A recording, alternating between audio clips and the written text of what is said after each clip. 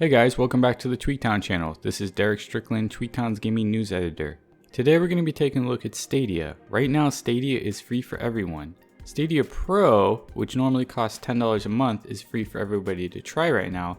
We're going to determine whether or not you should actually, try it out, whether it's worth your time. A few things about Stadia before we begin. So Stadia is pretty much hotly contested because it charges a $10 a month subscription fee for the Pro version, on top of having to buy all the games.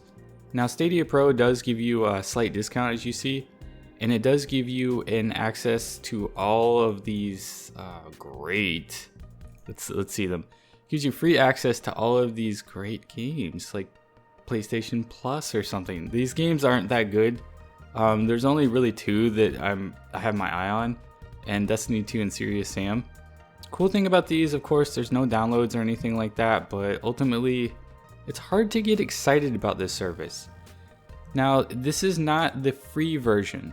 This is a free trial of Stadia Pro. The free version is coming in 2020, so don't get those two things mixed up.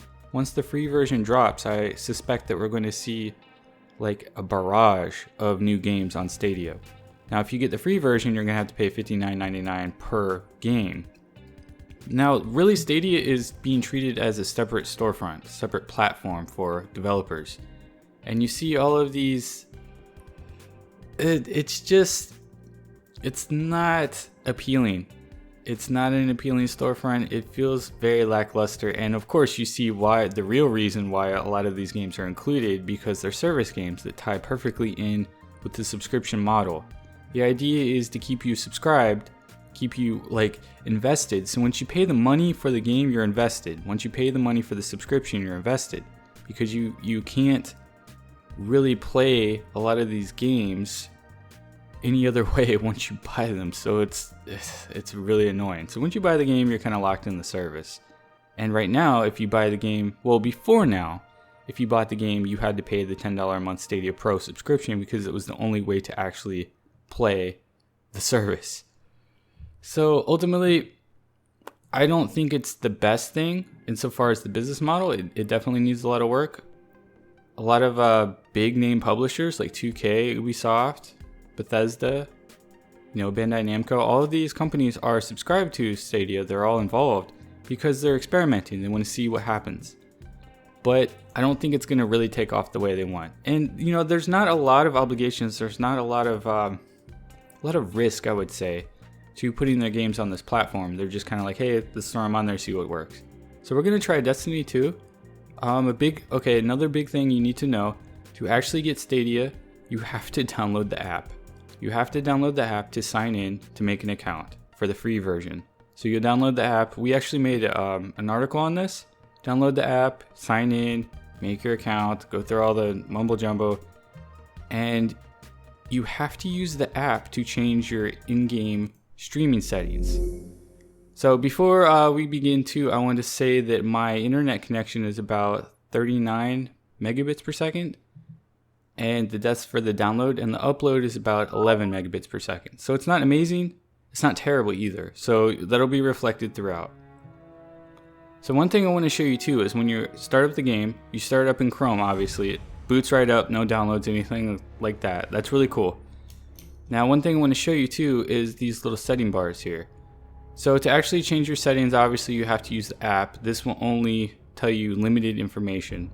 I have no idea why they want you to use the app. It's absolutely ridiculous. It shouldn't be a thing if you're using it in Chrome. It's just, Google's weird. Google is weird. They want to splinter everything into as many access points as possible. So all these different apps and things. So, no wireless controller support. I am using a wired Xbox One controller for this. Switch controller worked, so that's always cool to know. But this is all you really get, and it's not it's not good. They need more stuff. So let's go ahead and start this up.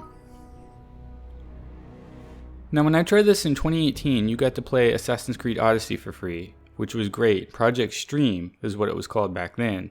I really thought it was revolutionary, and I still think Stadia has the power to revolutionize gaming, but I really don't think Google will do it. I don't think they'll be able to do it. I think Google is handling this improperly. I don't think Google knows what they're doing. And ultimately, I think Google really needs to change its plans. They need to stop trying to splinter everything and do weird stuff. So I'm going to just hop in. See, I've actually never been to the Tangled Shore before. It's my first time playing Forsaken, which is kind of embarrassing to admit. But the thing is, I stopped playing Destiny 2 because it just got ridiculous. Like, I played Shadowkeep for a little bit, but the grind is real. So ultimately, we're going to see cool cutscenes. That stuff isn't based on latency. That's really the crux of the streaming service, is latency issues. And I have a feeling we're going to see some lag, we're going to see some slowdown, some kind of weird complications. And I think that's true regardless of what connection you have or your proximity to the servers. It's just going to be kind of weird altogether. This will be a good test though, because Destiny is really, you know, it's based on Twitch reflexes. Okay, this is weird. Yeah, like it's slightly laggy. Oh man, I don't know how to explain what I'm. Oh, this is not ideal. Even for a free version, yeah, it's off. Like, it feels off. It feels too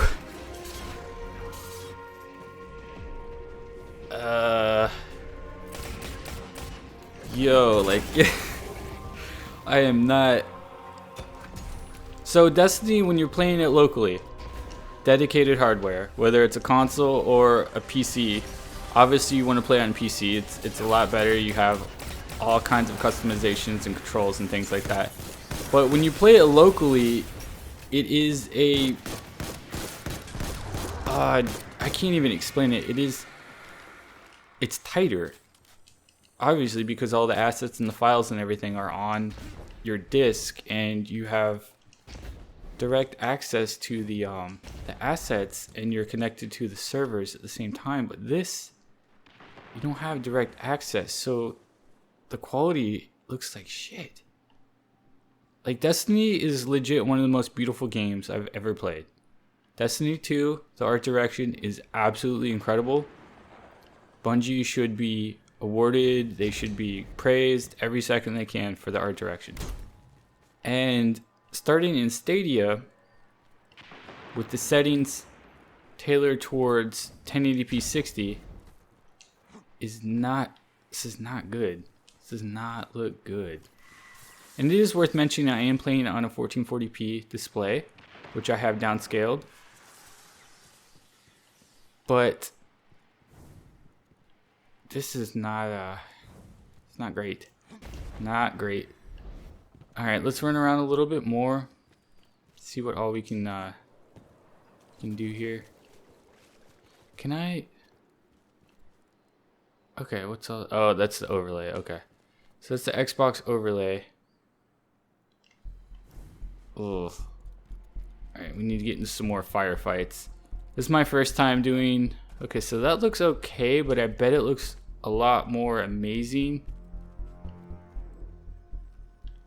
in local files. So how do we do this? Okay, here we go. I'm used to playing this on a PS4 controller too. Yeah, so when you're trying to control the Sparrow is kind of floaty to start off with, but even on this, it's just so awkward. This is not the ideal best way to play a Twitch shooter, something that's fast paced.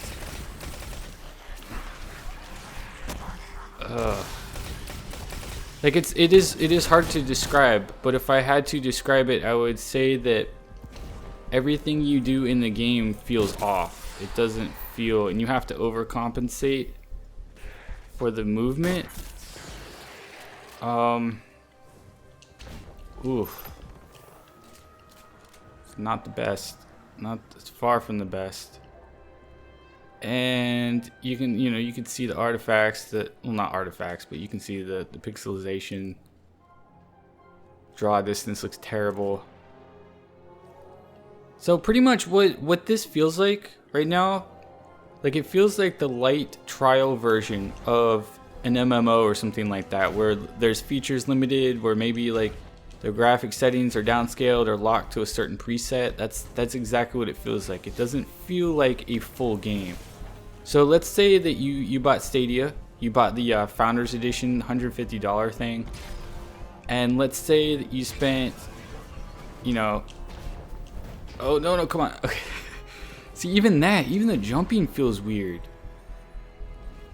But let's say you bought all that stuff. Okay, you bought the subscription, you bought Stadia Pro, then you bought the game. Well, obviously, you don't have to buy this because it's free with Stadia Pro. But let's say you bought a game, okay, and you start it up, and all of a sudden, it's just weird. And not only that, but you can only play it online, obviously, and it's totally dependent on your internet connection.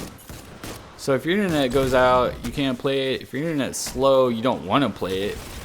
And that's pretty much what it feels like. It feels like what Google's trying to do is sell you something that's potentially cheaper. Because, you know, $150 is cheaper than, you know, the freaking $200, $300, $400 consoles out there. And they're trying to sell you something that's cheaper in the short term for long-term payment trade-off. And realistically, it's not worth it.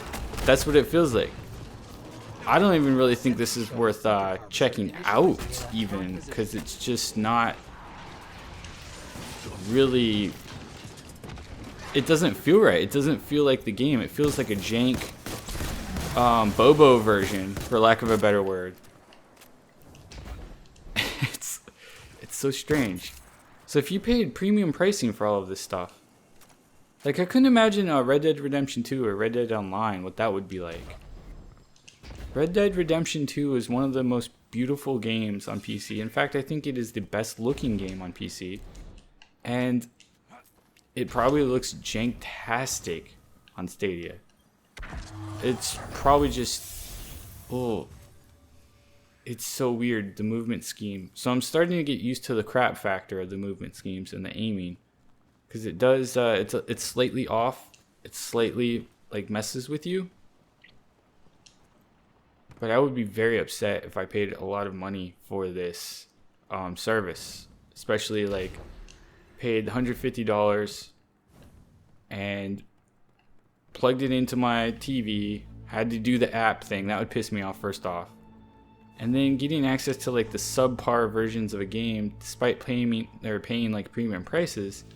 And then also knowing that I could have paid maybe $50, $70, even $100 more and got an actual dedicated console that, you know, is more expensive up front, but will deliver more value, more entertainment, more accessibility, just better experience over time. And I think that's where the pricing situation is really the biggest downfall to the service, because there's really no incentive to do it. Now, the idea of starting a game up without having to download anything, that's potent, because Destiny 2 is huge. It's like, what, 90 gigabytes now? It's absolutely massive. Once you download it, you have access to that data. And you have access to, you know, the best looking data, the best textures and assets and dedicated stuff. But this, you get access instantly, but it's not the best. So it's like a convenience feature, but the convenience really wears off fast. And I don't think it's worth it. And the value proposition isn't there yet, especially considering, you know, how much money they're charging for the service, how much money they're charging for the games, and how much money they're charging for the hardware.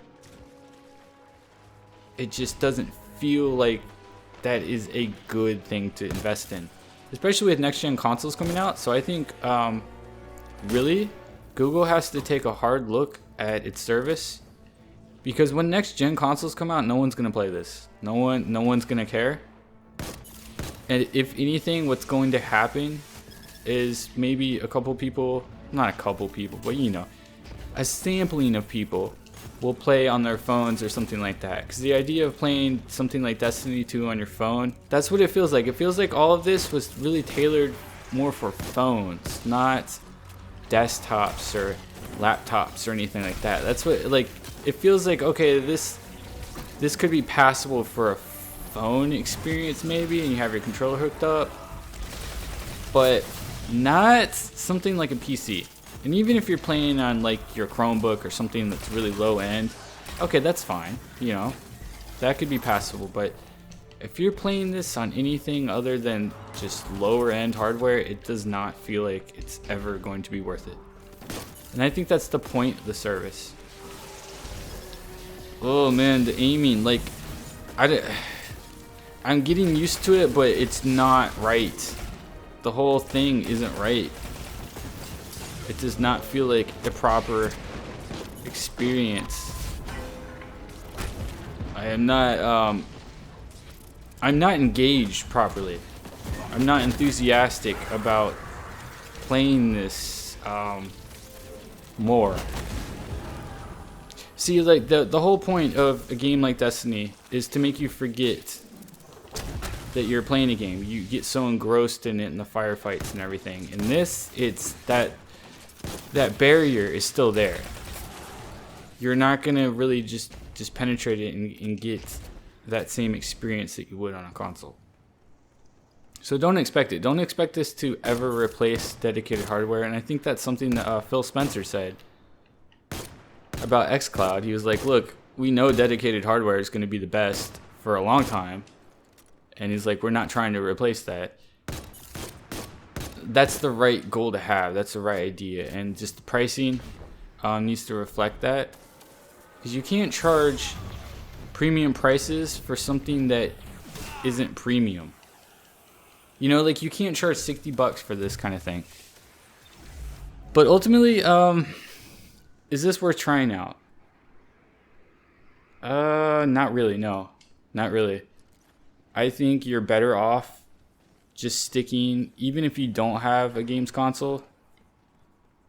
I mean, you could try it, but I think you're better off doing something else with your time. Like, if you don't game already, and you want to use Stadia as a gateway to gaming, I think you're better off just not. I think you're better off just not gaming at all.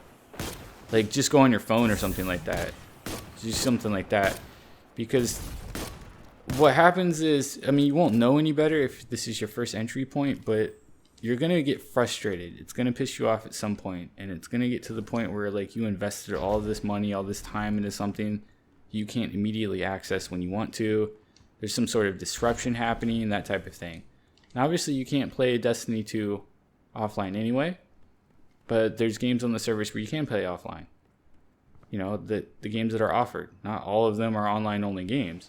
So, like Red Dead Redemption 2, imagine investing, 50, 60 hours, 100 hours into it, and having a set schedule or wanting to play at a certain time. You can't because your internet's down or some other nonsense is happening. Google services are down, whatever, or there's like lag. Like, in that game, you really don't want there to be any lag. And there's not a lot of lag in this. It's just, it's there. And it doesn't even feel like lag. It feels like the game isn't proper. Like, it's not properly optimized. Like, it's trying to do something that it can't really do. That's what it feels like. It feels slightly jankish. And that feeling will only be amplified depending on, all the circumstances, the latency. And no one's connection is going to be the same every single time. That's really the problem with all of this. You can't expect that to happen. But yeah, like, don't really invest your money. I wouldn't invest your time into something like Stadia yet. Google could improve it. The graphics, see, I don't know how this looks on PC because I don't have access to Forsaken. They're not terrible, but they're not nearly as good as they should be, I think. Like, you can tell that there's some things that are missing. And the draw distances are absolutely terrible. So there's that.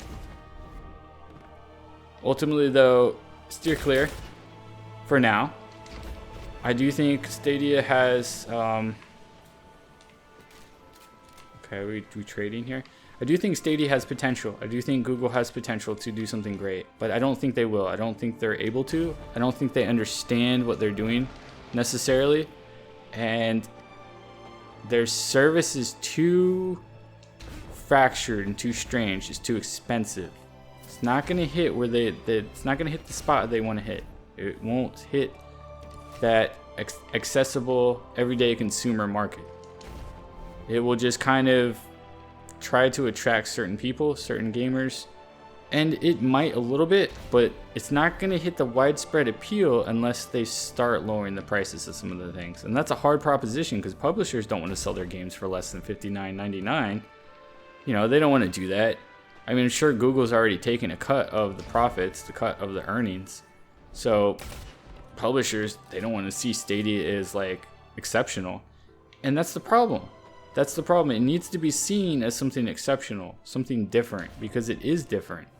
It's not the same as, you know, the PlayStation Store, because you're downloading the assets and you have access to the game that, you know, even if you're offline.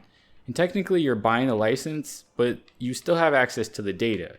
Like you can go off the grid and play your game. With this, the access point, the license purchase, that's pretty much so obvious with this. Like you can't get around that. It's like you don't own the game, you own the rights to play the game.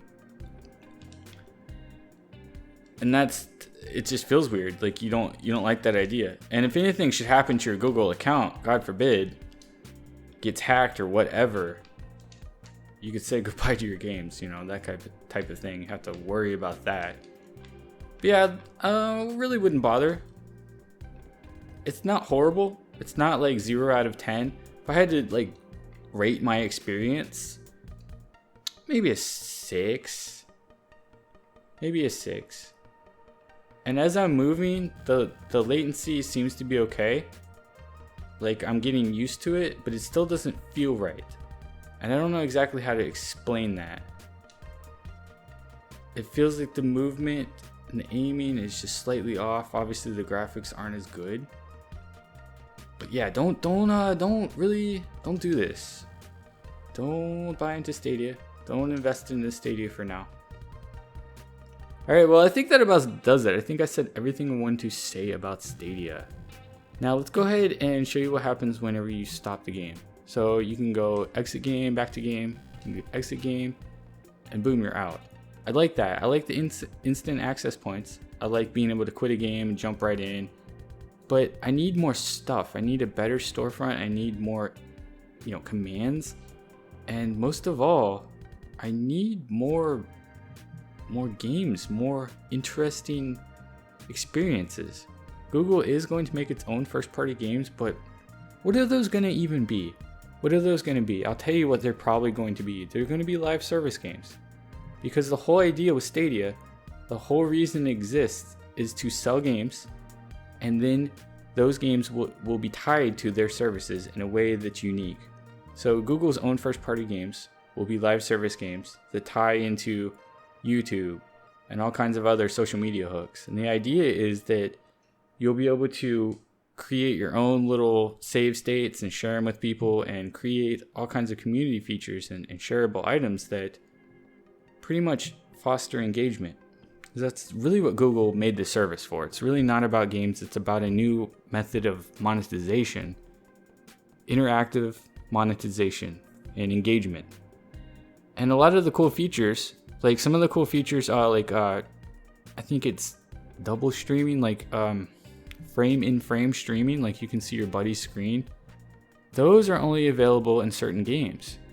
And like, I just don't like this storefront. This really needs to be, because it's just cluttered and weird, and like stuff like this doesn't need to be on here. But those are only available in certain games, like Tom Clancy's Ghost Recon Breakpoint, I believe has it, but not all games have it. And then the save state sharing feature, that's not even available yet. That needs to be a thing. That's so important and unique. But the games have to be there, and first of all, the price has to be right. And none of those things are really there yet. We have some cool games, but the pricing is just not ideal.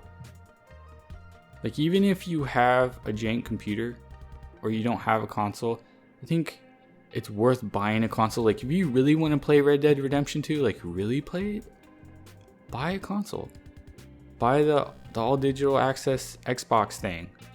The Xbox One S all digital edition. Play, buy that. Play it on that. Buy the cheapest possible thing you can. I mean, even the Xbox One X is down to $299 right now because Microsoft's making ready for the Xbox Series X.